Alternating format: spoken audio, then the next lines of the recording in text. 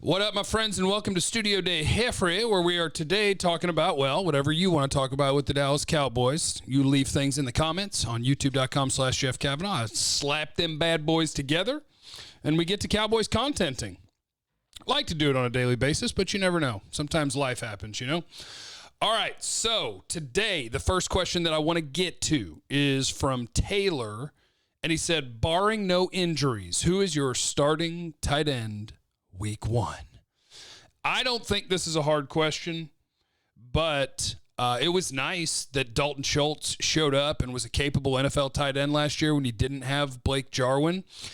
There's a difference between Dalton Schultz and Blake Jarwin, and it is athleticism. It's speed. It's yards after the catch. Blake Jarwin's a better tight end than Dalton Schultz. So Blake Jarwin is your starting tight end. Dalton Schultz might have earned the opportunity to get, a decent share of the snaps, but Blake Jarwin's TE1, and he should be. He's the better player. But shout out to Schultz, getting the job. I'll tell you what. Nah, we don't need to go there. Pro Football Focus ranks every position group going into each year, and I believe they have the Cowboys at like 31st at tight end. And I think Jarwin is better than that, but I think when we start thinking that the Cowboys have like a top 5 or top 10 tight end, and just a little bit of optimism and homerism getting in the way of objectivity, but they're okay at tight end. I don't think it's a glaring weakness, and Jarwin's a nice player. Schultz is just a guy. He's just a guy. And I need to be clear what I mean when I say just a guy. Because I work with a guy who played parts of 4 or 5 big league seasons in the major leagues, the great Mike Bassick. And like Mike Bassick in MLB, I said this on the radio yesterday, and he's going to hear this and maybe punch me, or maybe he'll be like, yeah, you're right. Like in MLB, if you play parts of 4 or 5 seasons, you're a little less than just a guy in the MLB. And compared to the world and the general population, that's effing incredible. So when I say somebody is just a guy in the NFL, it's just a relative thing. Schultz is an NFL player. He is a capable NFL player. But you're looking for, hey, why is that position a strength? And with Blake Jarwin, you can get a little bit of that with, he's pretty good after the catch. Kind of run away from some people on crossing routes. So Blake Jarwin's got a little bit more than Dalton Schultz does. So Blake Jarwin is your starting tight end. Abed, Jeff, what is the starting offensive line lineup that you expect to have at the start of the season? And what lineup do you believe is the best by 3 different factors: chemistry, physicality, availability? Well, I can't rank them 3 different ways, because if you're saying like what's the best in terms of availability, you're just picking whoever's never got hurt. But if they suck, that's not fun. So I expect the offensive line to be Tyron Smith at left tackle, Connor Williams at left guard, Tyler Biadasz at center, Zach Martin at right guard, Lyle Collins at right tackle. And that is potentially a top 5 offensive line in football. Potentially. Connor Williams, I believe, had his best season to date last year. I know he's a punching bag on the offensive line, but he was out there every week, and I do believe he's gotten better, and that he is an average or better starting guard in the league. So, I don't think Connor Williams is a problem on your offensive line. I know how this goes, though. Because how this goes in sports is everybody pulls for whoever is younger, right? Connor McGovern, when he played last year, he showed you something. If he were to earn and go take that job from Connor Williams, then that'd be cool. The younger guy earning the job always gives people more hope and more optimism because there's more perceived upside the younger that you are. And so if Connor McGovern goes and wins that job, that's cool, but I haven't seen any indication of that yet, and Connor Williams isn't a problem. So maybe Connor McGovern ends up being your backup left guard, backup right guard, backup center. Maybe he competes at center. I don't know. But I expect the offensive line to be status quo, and that's what it's going to be. Sip of energy drink. What is the letters for that? Welcome to your AMSR video. This is Jeff drinking an energy drink mid-recording. Austin, hey, Jeff, this is a pretty pointless question. I like that because it just wouldn't happen. But say the Dolphins decided they wanted out of Byron Jones' deal. You in? What happens with Boss Man Fat? Is he in the trade? No, I'm not in on a Byron Jones trade if the Dolphins wanted to trade him, and I'll tell you why, because it would drive me absolutely bonkers. And it's a terrible way to make decisions. So feel free in the comments to tell me I'm an idiot for even saying this. But it would just really bother me that you let him walk, and then after he walked and got a contract you could have signed him to, you then had to trade for him and pay that salary. That would drive me bonkers. So we're going to let Byron Jones go. He was just solid last year. Xavier Howard was the dude in that secondary. But Byron's still a good player. He would be your best corner faux show. But no, you're going to play this thing out. You're going to see who wins a battle between an established veteran and Anthony Brown and Kelvin Joseph and Nashawn Wright. And they got bodies. It's just a matter of which of those bodies is going to turn into a real-life player. And we shall see. Wait, you in? What happens with Boss Man Fat? Is he in the trade? I'm not trying to trade a second-round draft pick before we get to training camp, sir. All right? Let's just chill out there a little bit. I'm still reasonably excited for Boss Man Fat, Kelvin Joseph. I'm still reasonably excited. Like, his college tape is really, really good. I know people have all their different levels of concern, and the Cowboys treat the second round like a place to try to find first-round talent, but while taking risks at the same time, and he falls right into that vein. But let's get him on the field. Let's get him on the field before we start writing people off. Danny, what up, Jeffster? Do you think last year's porous defense was a result of a lack of talent or bad scheme/coaching? If more of the latter than former, do you think this defense shocks the world? I don't think this defense shocks the world, but they will be better. The question is how much better. They will be better because they can't be worse.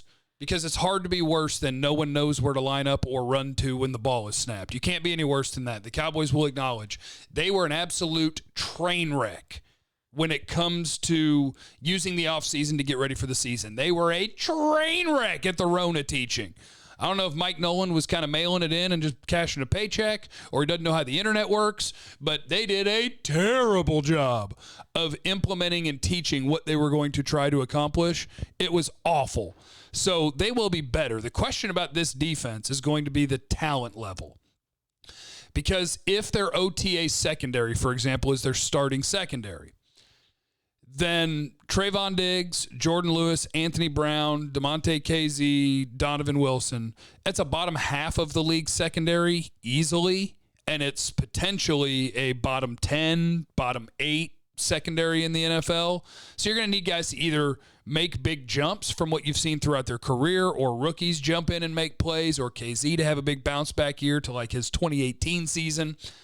The talent on this defense, to me, may not be a huge deficit, but it's a lot of question marks. 12 months from now, I'll feel good about this defense.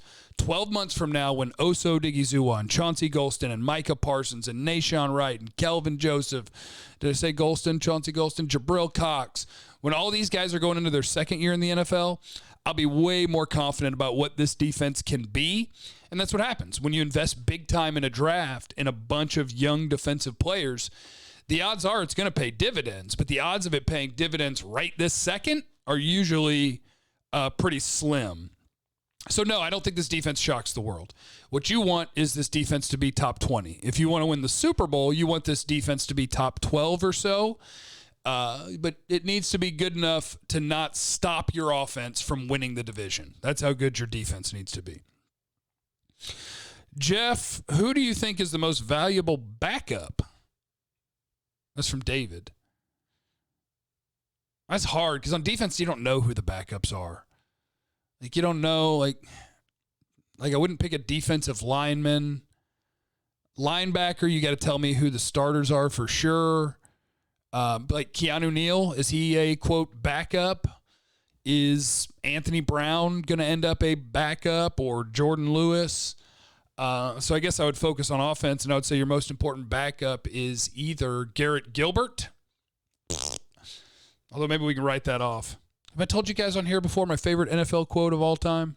The great Tom Moore, when he was in Indianapolis, and they were like, hey, why didn't this backup quarterback get reps in practice?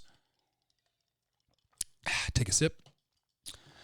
And he said, Peyton Manning was the quarterback. He wore number 18. He said, if 18 goes down, we're effed. We don't practice effed.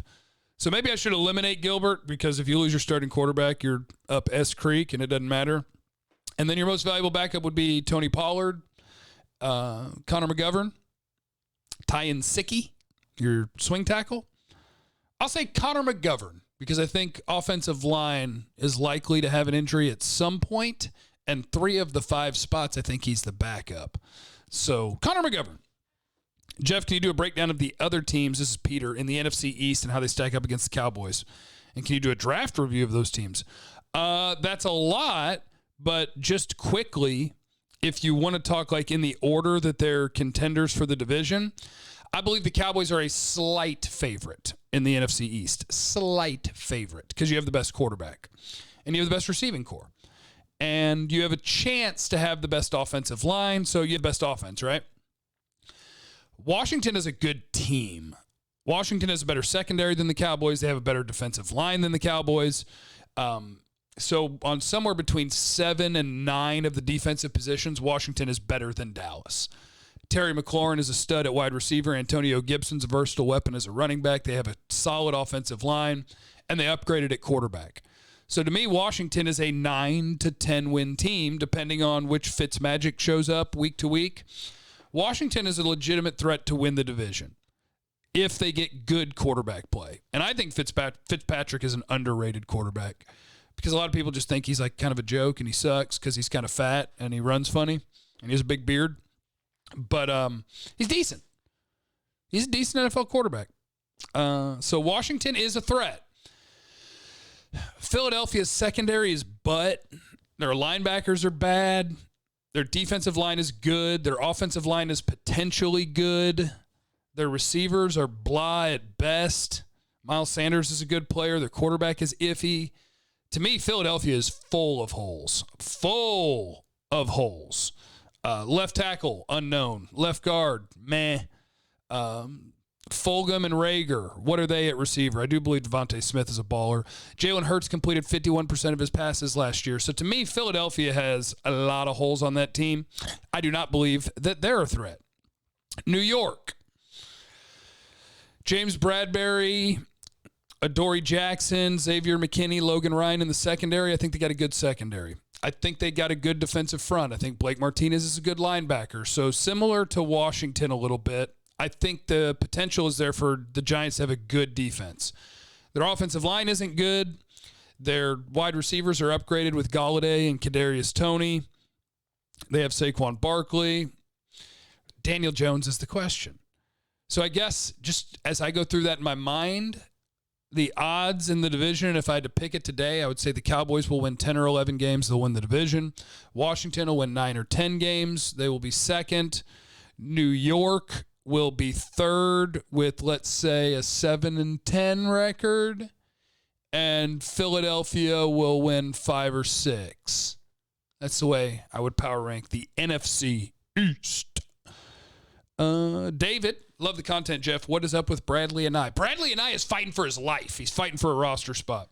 Because when you get a new defensive coordinator, if the old defensive coordinator likes you, it doesn't matter. If the guy who drafted you likes you, it doesn't matter because you have a new defensive coordinator. This defensive line's got about 12 or 14 guys fighting for 10 spots. And if I had to say where Bradlee Anae is in that list right now, I would guess he's somewhere around 9th or 10th or 11th. So I think he's a roster bubble guy. I know he was a draft favorite because he was a draft favorite of mine. I thought he was like a third-round guy that was drafted too late, and he hadn't been able to break through and be active on game days, basically. So Bradlee Anae is fighting for his life.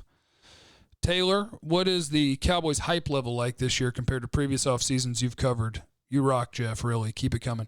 Coming off of such an atrocious defensive year and an injury-riddled season, I don't think my hype level is super high for the Cowboys this year. My hype level is reasonably high. Reasonably high. I'm excited to see the offense, and the defense is just more of a curiosity. What can they be? What will they be? Can they be good enough to make you a division favorite? Can they be better than that and make you a legitimate contender to go to an NFC title game?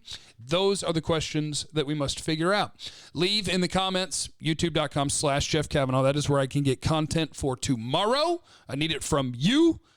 And also, leave in the comments, what is your favorite flavor of drink? You can take it any way you want. It could be a soda pop. It could be something that you mix with a alcohol. It could be anything. Like this is my watermelon spark. I also have my fruit punch. What's your favorite flavor of drink? Keep in mind, as usual, that you have no idea what anybody's going through, so please be cool to everybody. I love you.